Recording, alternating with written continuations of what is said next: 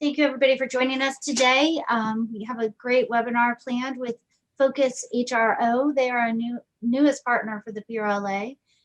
Sam and Linda will be presenting to you and talking to you about company policies, employee handbooks, and some of the things that are important to think about, for your business and during COVID to avoid lawsuits, claims, and to make sure that everybody's on the same page when they're coming to your work. So that, I'm going to turn this over to Sam and Linda. I'm not sure who's going to kick off, but I will let you guys fight it out. Thanks, Hope. This is Sam, and I can start us out. My name is Sam Bohr. I am founder of Focus HRO, and we are the newest partners to the Restaurant and Lodging Association. And we are here to help with all small to mid-sized business concerns when it comes to insurance or human resources or even some payroll. But where we're seeing most of the need right now is in the human resource with a lot of the changes and more extreme compliance measures. And so one of the things that Linda is going to talk about today is the importance of the employee handbook and what are a lot of those features that are in the handbook and why they're so important. On the next screen, we do have a website dedicated just for the members of the PRLA. You can go to focushro.com/PRLA. This is a live form. If you just put your company information in there and then your information, you can actually select what you need some help with. It might be a group health insurance quote, long-term, short-term disability, questions on HR, whatever you need us for. This is the way to get to us. It comes directly to us and notifies us as a call to action to start working on your behalf. So before we get into the details of the handbook, I do have to read this because we are not attorneys. This webinar, as well as the information and opinions provided herein, are not intended as a substitute for proper legal advice. The host, the panel members, and their respective employers cannot be held responsible for errors, omissions, or changes to the law. We ask that you please seek legal counsel for specific advice to your specific situations. And with that said, on the next screen, I'd like to introduce Linda Hostetler. Linda has over 35 years of HR experience. She spends a lot of her time with us actually helping companies create policies that never existed before because they were void of even as much as an employee handbook. So Linda spends her time helping these companies figure out what they want their policies to be and then how to put them into a handbook, a format, so that their employees can review it. And we've actually noticed that it's helping create a positive culture in these employer groups that didn't have it before. And it's sort of taken chaos and creating some set of standards that the companies can start moving forward with. So without further ado, I'd like to introduce Linda and let her take it from here and tell you why these handbooks are so important. Linda. Okay. Good morning, everyone. I am going to use the PowerPoint presentation and go down through some of the things that I felt were the most important for you. I should back up and tell you that my experience, a little bit of my history. I have been in human resources for 37 years. I have worked with companies that had as many as 1,800 employees and companies as small as 100 employees.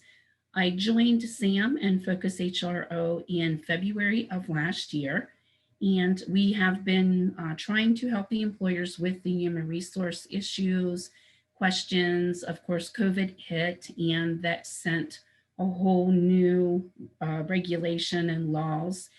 So we've been really busy trying to keep up with everything, keep everything up to date. What I want to cover today, though, is some different required policies and procedures that I know a lot of the smaller employers may not be aware of. In helping some of our clients, I've noticed that there are things that you're not aware of that you should be complying with. And that's part of our job, is to help you keep in compliance with different things, with state laws, federal laws, and that type of information. So one of the things that I've noticed is that for required policy and procedures, a lot of the employers are not aware of the EEO, the ADA, and the ERISA information. Some of these will not apply to you. It just depends on the amount of employees that you have in your business. And we'll go over a little bit about that in some of the screens. Also, one of the other things, which I'm sure everyone is aware of, is the Immigration and Reform Act compliance. We'll review that. The Family Medical Leave Act, and that is something that does not apply to all employers. So we will review that. The new FCRA information, and that is based on the COVID Act and the extra sick days and extra family medical leave time that an employer may be required to give to the employee. The COBRA, and actually this is one of the topics that I'm finding a lot of the employers are not aware of, that they have to offer the COBRA coverages to employees when they leave, and that gives them the extended benefit for their health insurance and other benefits. And we will go over that a little bit as well. Drug and alcohol policies, anti-harassment policies, attendance policies, and then just some basic safety and other workplace policies. OSHA. OSHA does apply to everyone. However, there's some recording that's required on employers with a certain amount of employees, and we will review that. We will review why you actually need a handbook, what is in an employee handbook, why you should have one, things that are required to be in your handbook, and some optional things in your handbook. Okay, I'm trying to see here. Okay, so one of the first things that we are going to cover is the EEO, and I'm trying to locate my information here. Okay, the EEO, that is the Equal Employee Opportunity Act. You should have this policy somewhere. If you don't have a handbook, you should have it in a little letter form and have it posted where the employees can see it. And basically what the Equal Opportunity Employer Act, and I always forget the employee in there, is that the employees have the right to be treated equally in all aspects of their job. The equal employment opportunity should be available in all areas of employment, including recruitment, job allocation, promotion, and access to all benefits and opportunities.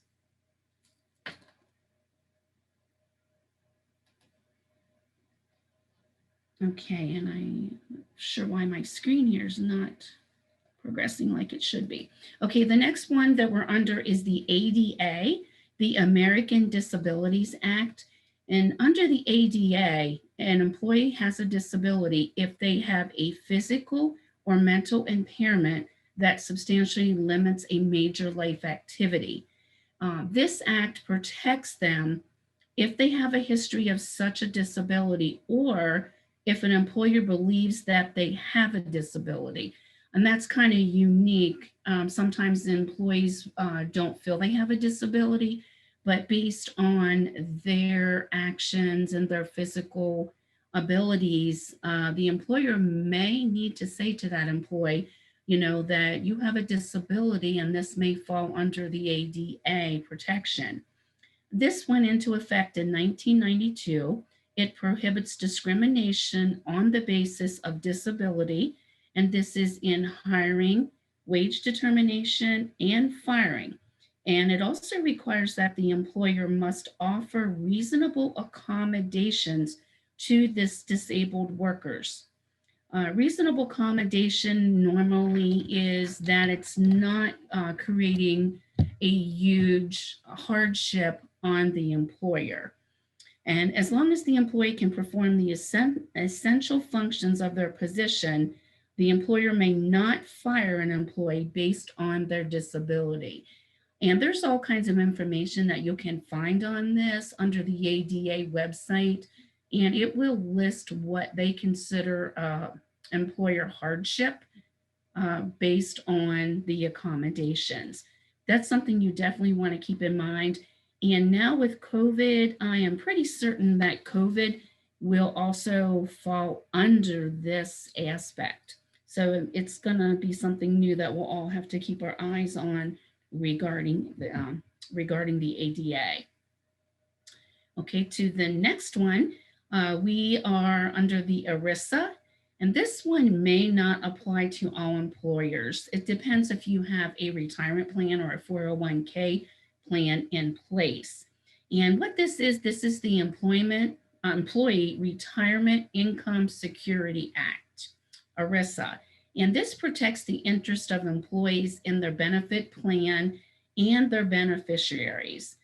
This requires the plan sponsors to provide plan information to the participants, establish standards of conduct for plan managers and other fiduciaries, and it also establishes enforcement provisions.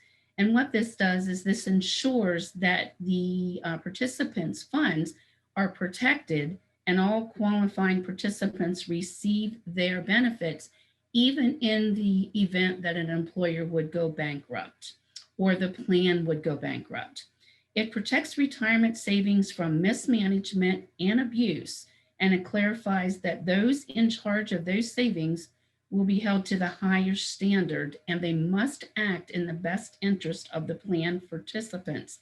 It also requires transparency and accountability, assuring that the participants have access to plan information at all times. This normally will be given out by your plan sponsor. And actually, I should say it should be given out by your plan sponsor, but it's something that you do want to monitor, that if you do have a retirement plan, you want to be certain that your plan sponsor is providing the employees with this information. There's also timelines regarding your particular plans that you have that require specific notices to go out to your participants at specific times.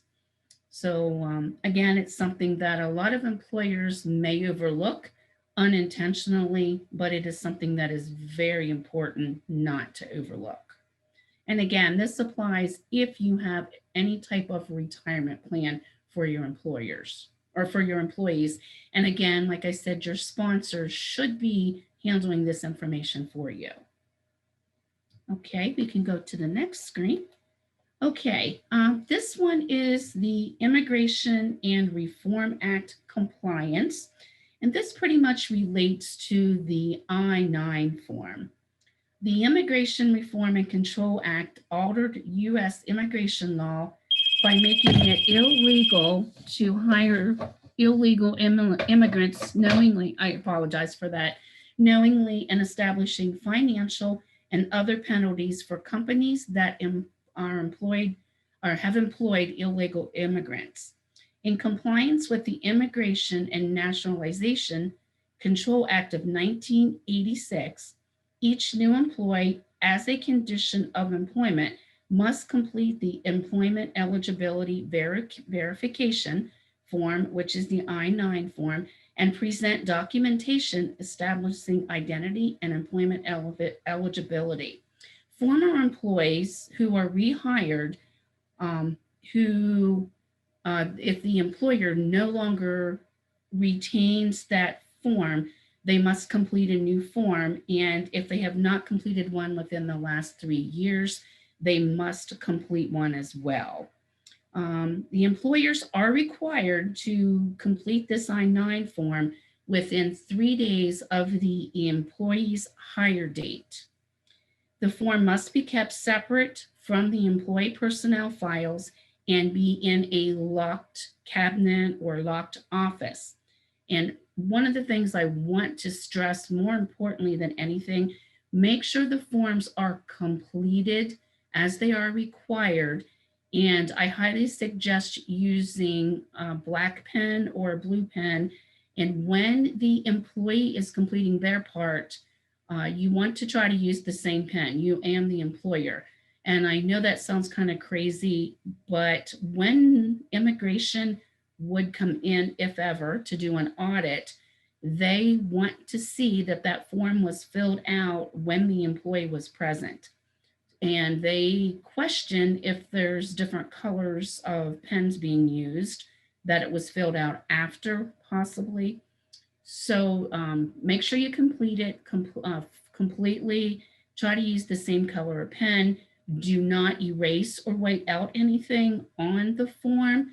The best thing you can do there if you make a mistake is put an asterisk through it and then put the correct information beside it. And I suggest as well for employers to photocopy the documents that they used for the verification, such as their driver's license or their social security card, and attach that to the form when you file it. You have to do this consistently though. If you do it for one employee, you must do it for all employees, or you can choose not to keep the documentation, not to keep the copied documents, verification forms, but you must do consistent. Either you have to do it for all employees or you don't have to do it for any of the employees. I do make copies and attach it only because if immigration would ever come in and do an audit, I can prove to them what documents that I viewed at the time of the hire date. So just a little bit of information that I use to protect myself as the employer. Okay, to the next screen. All right, our next screen is the Family Medical Leave Act. This may or may not apply to you as the employer. It applies to employers with 50 or more employees. And this Family Medical Leave Act gives the eligible employee up to 12 weeks of leave in a 12-month period for a serious health condition, birth of a child, bonding with a new child, or other qualifying events. Employee must have been employed at least 1 year with the employer before they would be eligible to apply. Also, under the Military Leave Act, employees may take up to 26 weeks of leave in a single 12-month period to care for a family member who was injured on active military duty. There are special forms that the employee must complete to apply for this. Of course, there's documentation required from the physician on these different, I'm going to say the different medical issues. You would need some information of proof for birth of a child or adoption of a child. Also now with the COVID is coming into play with this, and they are extending family medical leave timeframes, which we will see in one of our screens here that follows. So family medical leave, like I said, will apply to employers with 50 or more employees. So a lot of employers it does not apply to. Okay, to our next screen. Okay, this is the FCRA, which is the Families First Coronavirus Response Act information. And this requires that employers with less than 500 employees to provide their employees with paid sick leave and expanded family medical leave for specified reasons related to COVID-19. And there is all kinds of information out there that you can obtain regarding this. When it started, it was the 80 hours or 2 weeks of paid sick leave. And they have different reasons why, different requirements, and that all can be found there, as well as employers are required to post the FCRA poster in the workplace for employees to review. And this will actually give you the information regarding what is required of an employer, what pay is required to be paid to that employee, and what the employee has to prove and do to be eligible for this benefit. So there's lots of goodies out there on different websites to help you with that information. Okay. The next one is the COBRA, which is the Consolidated Non-Bus, which I can never say, Budget Reconciliation Act Information.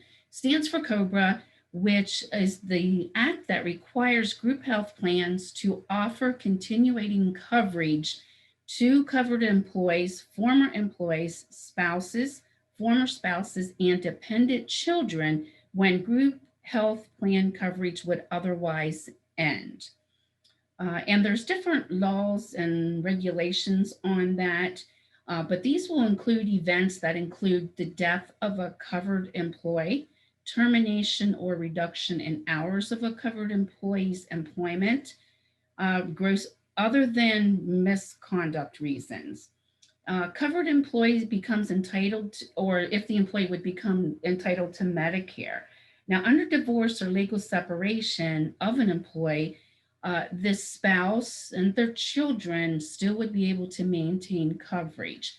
And COBRA generally applies to all private sector group health plans maintained by employers that have at least 20 or more employees that are 50% of the, they do full-time 50% of their typical business day. This coverage may last up to 18 months. And there are circumstances where this may last longer than 18 months. It could last up to 36 months if beneficiaries lose coverage due to death, divorce, or legal separation of a covered employee's spouse. So this is something that employers may not be aware of, but there are requirements that you have to meet regarding this, such as sending out COBRA notices, giving the employee the option to continue the coverage. Some of your brokers will provide this service. You can also have someone do the service for you and you pay for this. My recommendation is that you have a third party administer your COBRA, only because of the rules and regulations, and there's so many notices that need to go out in certain timeframes, and you always want to be certain that you are doing those notices in the time frame that's required, or you can receive fines and different things like that. Also, you are required to give your employees a COBRA notice when they are eligible for the health insurance, so that they are aware of the effect that they are actually eligible for this COBRA. Okay, we can go on to the next screen.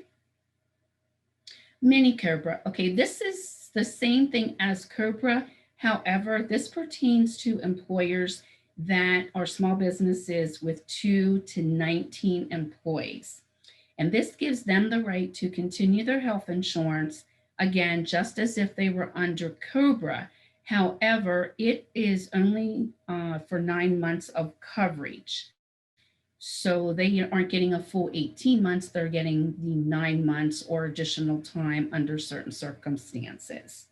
So employers from 2 to 19 employees would need to make certain they are giving the information out to the employees for the mini coverage. Okay. The other thing that I always tell an employer that they want to have is what they call the Atwill employee statement. And what this does is this is a little paragraph, or whatever you want to put together, stating that their employment is at will and the employment can be terminated at any time by the employee or the employee. Pennsylvania is an at-will employment state. So I always have something like this put together, and then I have the employee sign this so that they are saying they understand that they work in an at-will employment, place of employment. Okay, so we'll go on to the next one. OSHA information. OSHA with over 10 employees must complete an OSHA log. And an OSHA log is where you record all your recordable injuries. With this, there are all kinds of stipulations that will tell you what a recordable injury is. OSHA requires that these are logged, and there's specific information on the logs that you're required to fill out. Then at the end of the year, beginning of the new year, employers are also required to complete the OSHA 300A log. And this must be posted between February and April of the following year. That would be for, say, 2020, then we would need to post this in 2021 in an area where employees can view, and it gives you information on the amount of recordable injuries, lost time injuries, only reportable injuries, lost work days, or if it's a restricted work day. And that is all posted. Now, when you are filling out the OSHA 300 log, you are not putting names or anything of employees on that because we do not want that information out there. We just want to know that there was this amount of injuries occurred. They were recordable, they were restricted duty, they were lost work days, etc. Okay, on to the next screen. Okay, and there it's just a reinforcement of what I said earlier, that the employers are required to post the FCRA poster in the workplace for employees to view. Okay, to the next screen. All right, other policies and procedures that I like to see a company have in place, even if you don't have your handbook, would be a social media and internet policy. And that is information on the company's policy on the use of social media and the internet. A drug and alcohol policy, and that would be describing what type of policy you have, if you have one, and if it's pre-employment, random, reasonable suspicion, etc. Also a hazardous materials policy, which would also include safety data sheets, which indicate any type of chemical that you would have on hand, or even powders. I mean, it doesn't necessarily have to be a chemical, but anything that you have on hand that an employee could come in contact with, you need to have these sheets in place regarding first aid, what to do in an emergency, how to treat the employee, who to call, that type of thing. Violence-free workplace policy is something else I like to see in place. It's just what to expect and what is accepted and what is not acceptable for violence-free workplace. In place also with that is a weapons-free policy workplace and a workplace bullying policy. Okay. Why do you need an employee handbook? No, okay, so we should be on. Okay, the information on acts, policies, and statements should be provided even if we do not have an employee handbook. Did I miss one? Yes, I did. Sorry about that. Okay, the anti-harassment policy is something else that we want to include. Fire or emergency action plan. You need to have a plan for evacuation. An attendance policy, a safety policy, would be a workman's comp acknowledgement form, a medical rights to treat form. Also COVID-19, which is information on how the business is handling the employees and COVID-19. Example would be employees get their temperature taken before they report into the office, they report symptoms, etc. And also a mask policy, how you are handling the mask policy at your particular business. Okay. Okay, and this information on acts, policies, and statements should be provided to employees, even if you do not have an employee handbook. So again, I can't emphasize enough the importance of having these policies, even if you're not going to have a handbook. Okay. For the employee handbook, as a business owner, you needed a handbook to keep your team's behavior, work habits, and performance in line with your company's mission statement, your vision of an ideal workplace, and your goals for your company culture. Okay. What is an employee handbook? This handbook gives the employee a detailed overview of policies that are specific to your organization, along with other key procedures, guidelines, and benefits. Most importantly, it sets clear expectations for your employees while also stating your legal obligations and defining employee rights. This will help protect your business against employee lawsuits, claims, wrongful termination suits, harassment, or discrimination. And I know that creating an employee handbook from scratch is an overwhelming task, but having one is essential to creating transparency and consistency across your organization. It can also keep you out of hot water. The handbook introduces employees to your culture, mission, and values, which a lot of employers have a mission statement, an ethical policy statement. Most importantly, it helps in communicating what is expected of them and educates them on what they can expect from management. It provides benefit information and assures compliance with state and federal regulations. When was the last time you reviewed your policies and updated your employee handbook? And I know a lot of people, if you have a handbook, are going to say it's been a long time. We should be reviewing our handbooks annually, especially as policies and laws are constantly changing. And now with COVID, it's going to keep on changing. Okay, and here I'll just go briefly over these again, because these were covered in the beginning of my presentation.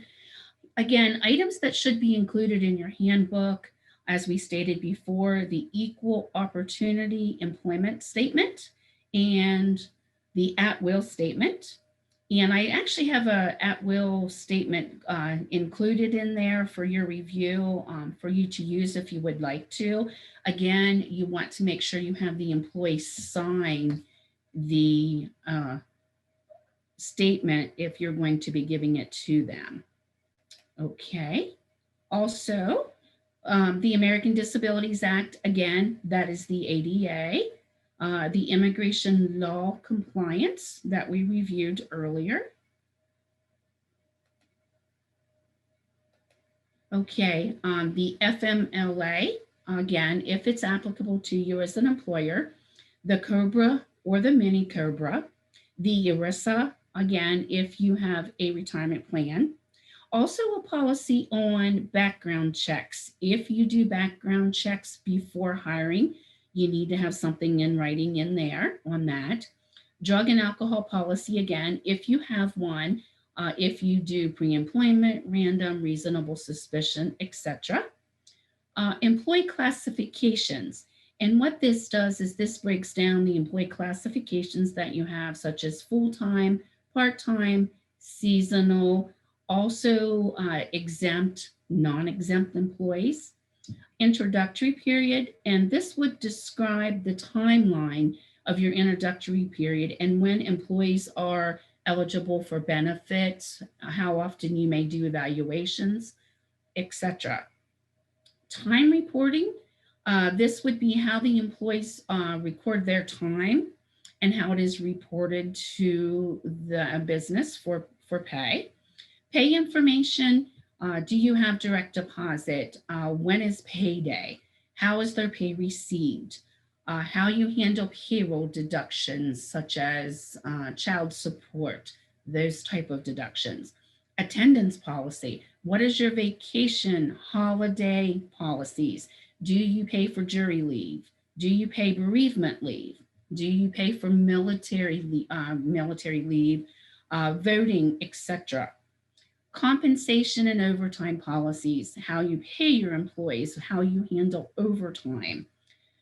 Cell phone and company phone use policies are so important today in our society. What you expect of the employees with their cell phones, how they handle themselves with company phones. Electronic communication and social media. Again, what do you expect of your employees with the electronic communication, the social media, your websites, how you want that handled.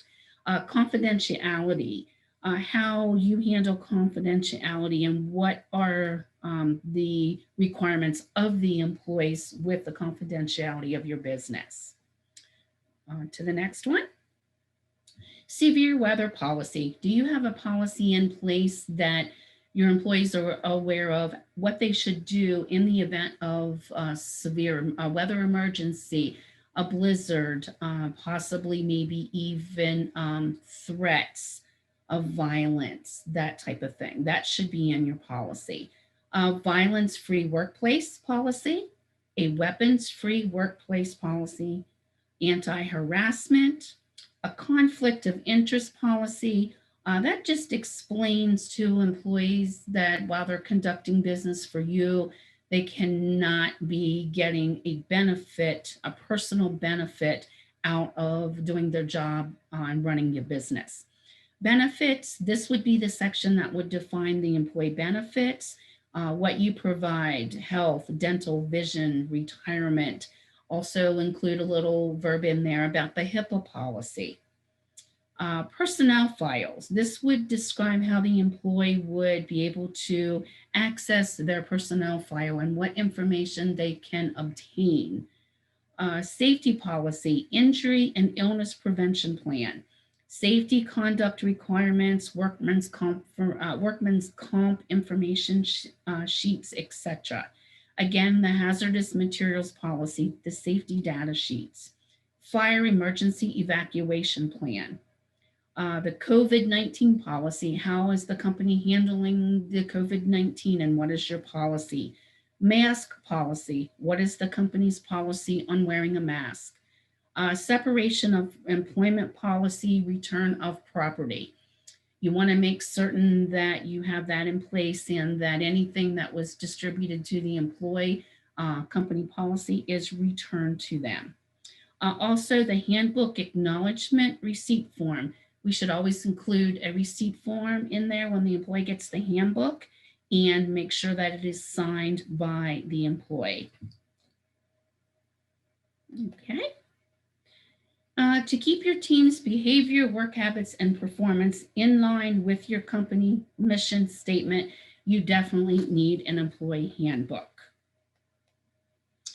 Okay, in the employee handbook, optional items that you could put in there would be a welcome page, information as to why you are providing the handbook to the employee, your organizational structure, your core values, your mission statement, your recruitment and hiring process, new employee orientation, personal data changes such as change of address, change of beneficiary, change of phone number, and how they should report those. Company property, personal property, continuing education, internal promotions and transfers, and how does your company handle employment of family members? And I know I went way over my time frame that I said, but just as a reinforcement, we're here to help you with any questions, getting your handbooks in place. If you don't have one, we can provide information on company policies. That is my specialty, is dealing with the HR issues that you may have. And with that, I'm going to conclude at this point and turn it back over to Hope. Thank you, Linda, for that in-depth dive into handbooks. I really appreciate you taking the time to present this information. I did have one question asked where they were asking if the slide deck was going to be available. And as we do, we record it, which the slide deck is part of the recording. So all will receive this at the end of the presentation. I don't see any other questions. So I think you were pretty thorough. You know, if you do have questions and you prefer to ask them offline, we could definitely we'll make sure to include Linda and Sam's contact information on the email with the recording so that you can reach out to them on a more one-on-one basis. But with that being said, I don't think we have any questions. Oh wait, here we go. We have one question.